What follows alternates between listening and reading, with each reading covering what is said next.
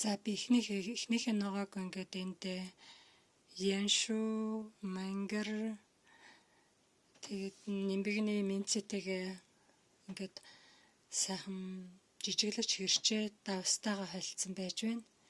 Ийм улаан давс байгаа. За ингээ холиод ингээд тараацсан байна. Энийг одоо шарах шүүгэнд хийн. За дараагийнх нь ногоонуудаа ингээ бэлтчихсэн байгаа байдал нь энэ. Махных, дахианых гэд мах дахиа хоёрт бол ер нь эднэр баг бүгд орондоо. Аль алинд нь орно. Яг тус нь хийж болно. За тэгээд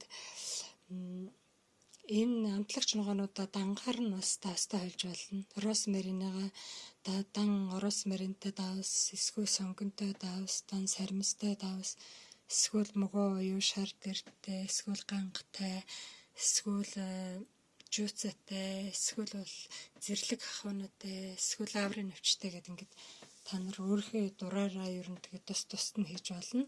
Энэ бол ер нь маханд зориулсан амтлагчуд ер нь маханд хийхэд их зүгээр ийм амтлагчуд байгаа.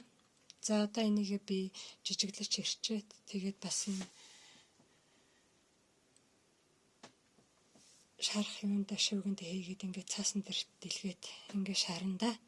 За ингээд та бүхэндээ амжилт хүсье.